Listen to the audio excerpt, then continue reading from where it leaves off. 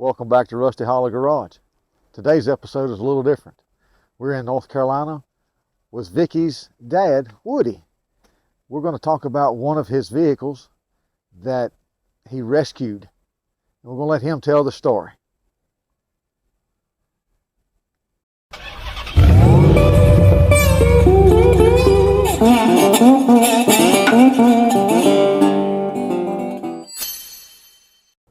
Before we get started, I want to introduce you to Vicky's dad, Woody. He's into the cars. He's been into cars, had a love for cars all his life. And what better way is to let him tell some stories here at Rusty Holler Garage. So Woody, starting off with, what was this truck like when you found it? This truck was in a pretty big mess when I first found it. I had met a lady that had lost her husband 5 or 6 years ago, and he had a collection of vehicles. And I was over there working on one of the vehicles, trying to get it roadworthy, and kept seeing this underneath the shed. So one day I finally walked out and checked it out. It was completely covered with moss, windows and all, you couldn't see in it. It was completely surrounded with junk. You couldn't get to it, and had been sitting there for quite some time. So I walked over and moved enough junk to where I could see that there was a truck there and somewhat see the condition of it. So I walked up a little farther and opened the door, and to my surprise, all of that white interior was black with mold. That bothered me a little bit. How am I going to clean this up? So I had to do a little research on the proper way to clean up black mold. Yeah. Then I worked my way around to the hood and raised it, and lo and behold, there was the biggest rat colony I think I've ever seen. I could see part of the engine, so I know that there was an engine in there. So I told the lady that I felt like this truck needed to be back on the road. It did not need to sit here and go downhill. I could see through the dirt and through all of the trash that there was a really nice truck underneath. Well, she had given it to her stepson after her husband died, and he was obviously not interested. So I told her that I would be interested if he would like to get rid of it. So she called him up and told him, and he said, yeah, he'd be glad to sell it. So we met and we negotiated a deal, and it was within my budget. So I went ahead and bought it, not knowing anything. Would it run? Any of that. But I just knew there was a 73 F-100 under here, and they're worth redoing. They're worth salvaging. So I went ahead and bought it. Now, thanks to your help, we dug the engine out and got it running. Yeah. And was able to get it here, barely. It was about a 10-mile drive, but it was in second gear the whole way, and the brakes were kind of iffy, but we got it here. And the tires had serious flat spots. It was a pretty rough ride. Just to get here, what was it, maybe 30 mile an hour at the most? At the most. Because it was just a rough ride. Yeah. But that day, remember it well, and I'll never forget it. When it hit, we were both just blown away. When it cranked up, and the sound of it, just everything about it, we were just blown away. And then that made the excitement of getting it home and getting the dirt off of it to see what was under it. Even just made it even more special, So that was a fun day. But I could tell that somebody had spent a lot of time and a lot of effort and money on this truck at one time, and I just hated to see it go downhill. Right. It needed to be back on the road and somebody having fun with it. That's right. Yeah. Yeah, it's no need of letting it sit. Pull them out, get them going, and enjoy them, and have fun with them. That's the only thing to do with these old vehicles nowadays is don't be discouraged by the dirt. It'll wash off.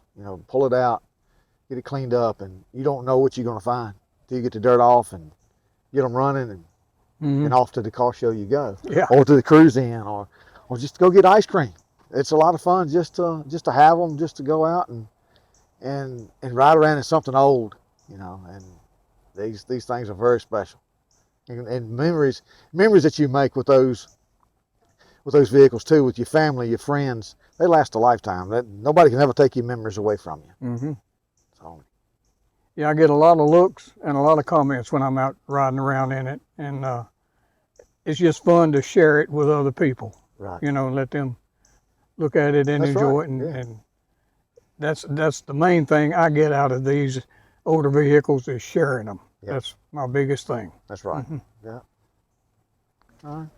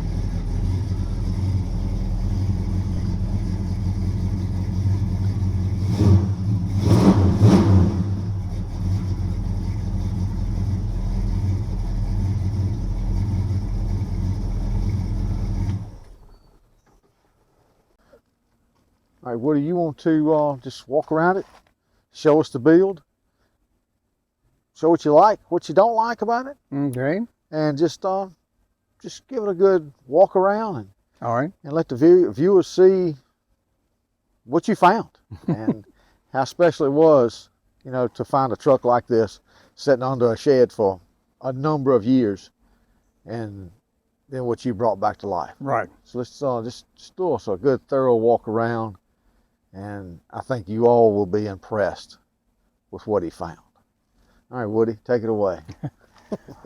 All right. You can already see that it's got a good body on it. It's got zero rust, so that's worth a lot right there. Anytime you find a 73 Ford F-100 with no rust, I'd say you're ahead of the game already. One of the things I did like, and it's old school, nobody does it anymore to amount to anything, but the pinstriping. The guy that did the pinstriping did a really good job. He didn't cut any corners. He even went all the way down.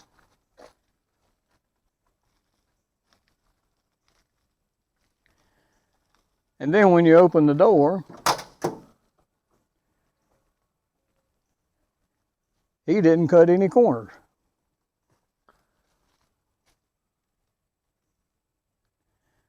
I found that a little bit amazing when I saw that. Now on this build, whoever built it, and I have very little of the history. I've been trying to find it, but I have very little. The people that built it are no longer with us. But on this build, they did something that is unique. It looks good, but to me, it's impractical. To cover the dash with polished stainless steel and upgraded gauges, that's all well and good. That's nice. But if you look on the other side over there, you'll see I no longer have a glove box. That's a little bit inconvenient. I don't know that I would have done it that way.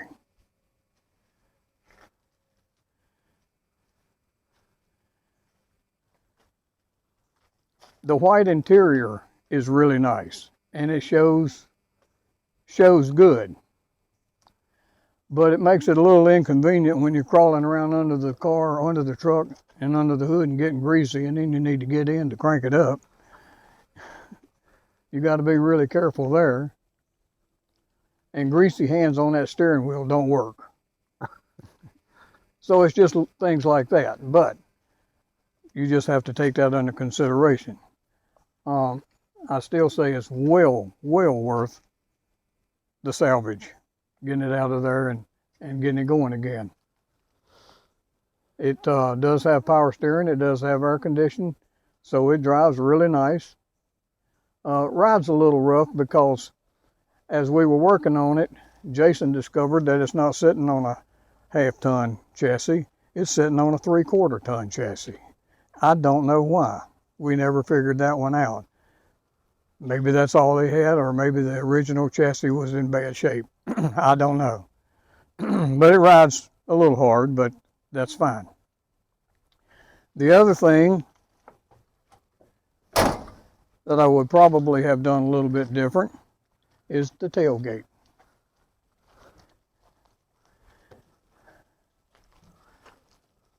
Now, when I first pulled this out of the shed, this tailgate was flat and had beautiful pinstriping on it and the big Ford emblem, but it was Bondo. It was probably a couple of gallons of Bondo. It was a lot of Bondo back here, and it had cracked. Moisture had gotten in it and made it, when it freeze, it pop it loose. So the tailgate was horrible with cracked Bondo all over it. I looked for another tailgate, but there's a bit of a problem there.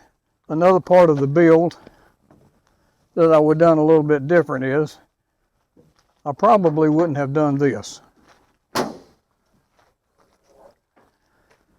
To open a tailgate that way, to me, it's different. When you go to a car show, yes, it's different. But is it practical? No. You can't drop the tailgate and sit down on it.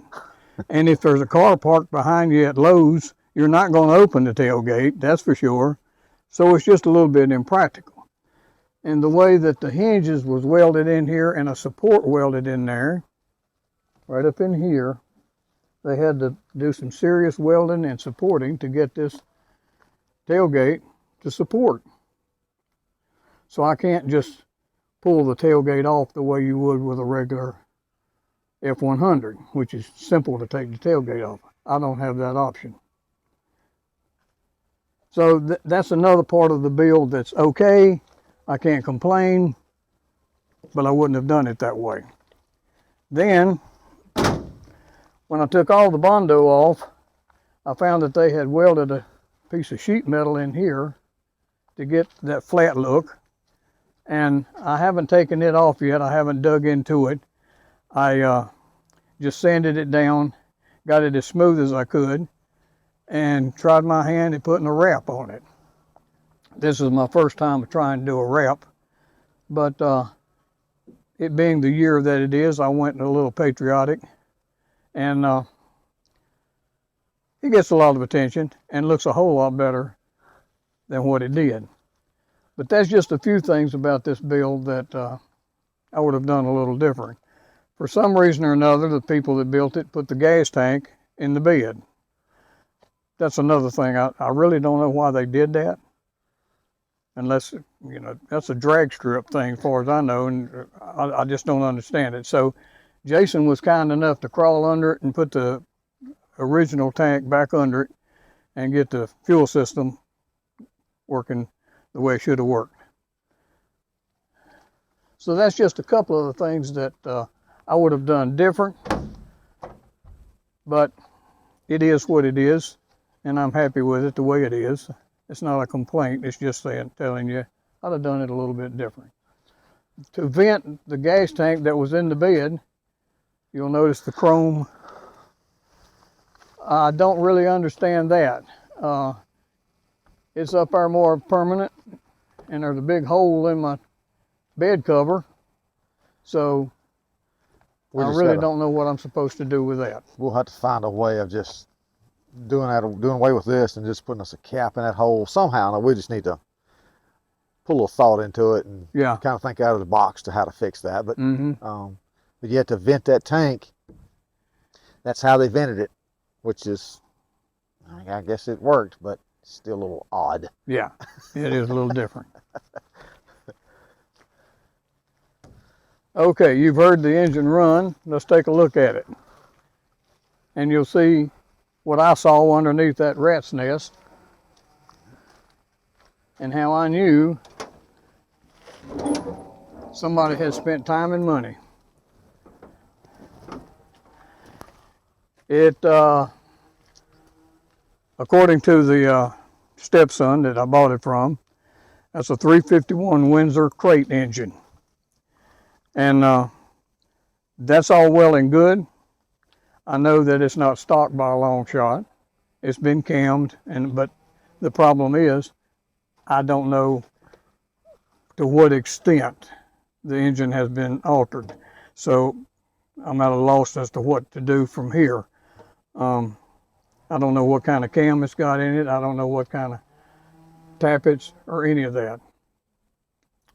So basically I just wait until I have to tear into it maybe and see what I can do then. But you can see where they did a little effort. Different radiator, dressed up the front here, even put chrome hinges on the hood, and just spent some time and money underneath here dressing things up. And the only thing that you have done under here is actually replace the spark plug wires because of the mice. They enjoyed eating on those. But replaced the wires. We did put another carburetor on it. Ran new fuel line, that sort of thing. But under here, it's all he has done is clean, and he's cleaned and cleaned and cleaned to get all this paint showing again. But there's been very little change under the hood. Nothing far as the looks. This is how it was when he found it. Yep. And I was very fortunate. I was able to get my air horns working again. So. Got to have air horns. Yeah, got to have air horns, right? If they're on there anyway.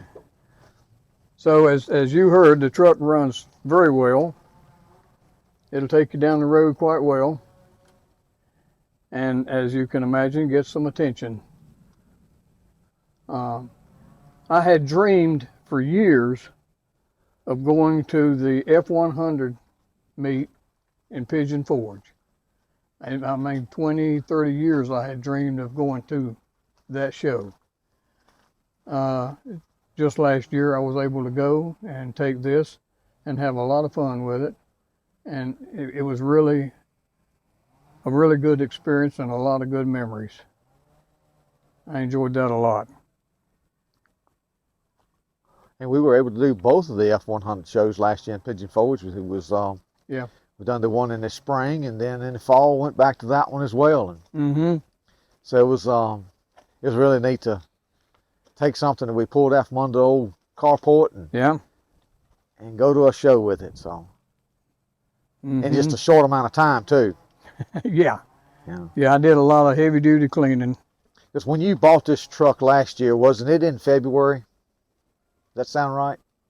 I think so. Yeah, it was. Yeah. So from February to... Hold on. I can look at the license tag and tell you what month it was. That's right. But it was the same year, within just a few months, we already had it at a show. So that was pretty remarkable, that you can just get something and you don't know what you're getting. Sometimes it can go the other way and it takes you, 3 times as long to get it to a show, or, take you years to get to a show. This one here, just a matter of a couple of months. I did have to replace the kingpins and a tie rod. The front end was loose on it, and I could feel it driving it. Right. I did have to do that, but as far as mechanical, that's right. That's basically it.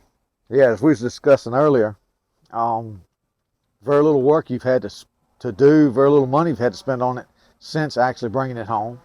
And you just mentioned the kingpins, then we done the gas tank, and I think that's about it. Put a set of tires on it, of course. Yeah. And then just bought a lot of soap and a lot of cleaning. So this is one of my first. This was actually rescue number 2. Right. And I'm really having a good time pulling stuff out and getting it back on the road. That's my favorite thing to do.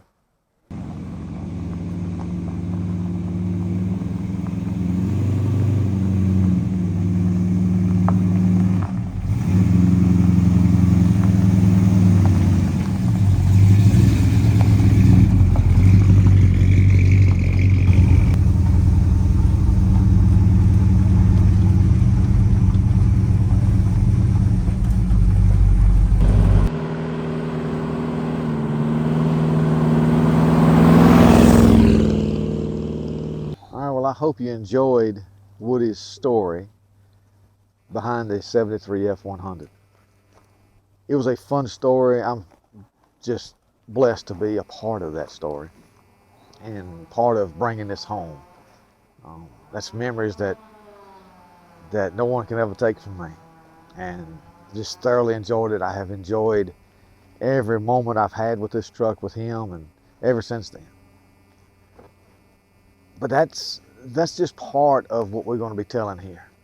So next week we're going to release an episode that we're going to go and we're going to talk about his other 3 classics that he has, that he has basically rescued those as well. The stories are different. What we've done to those vehicles is different. What he has done to those vehicles is different. A lot more time in some of them, but we have 3 more that we're going to talk about. So next week's episode, come back for that. Come back for that one. That's going to be a good one. We're going to sit down. We're going to talk about each one of those, and just this was just a warm up. So come back next week, and hopefully you enjoy it. Don't forget to like and subscribe. Share with your friends. Let's make Rusty Holler Garage grow, and so we can keep on telling these stories, and help us, get the word out that if a car is sitting, drag it out of the field, drag it out of the woods, get it out from a carport, and fix it. Get it back on the road. Go and enjoy it. And one thing you got to remember, it don't have to be a $100,000 car to go to a cruise-in or go to a car show. You don't have to have the finest automobiles to go to these shows. Get out here and enjoy the car community. And it's a big family. It's a lot of fun, a lot to enjoy. It's a lot you can learn. The history of the automotive industry it's very fascinating. So get out there, find you a project, find you something, and get out there and enjoy life. Go get some ice cream on your old car. But until next week, we're going to sign off, and be sure to come back. And thank you for watching, and we'll see you next week.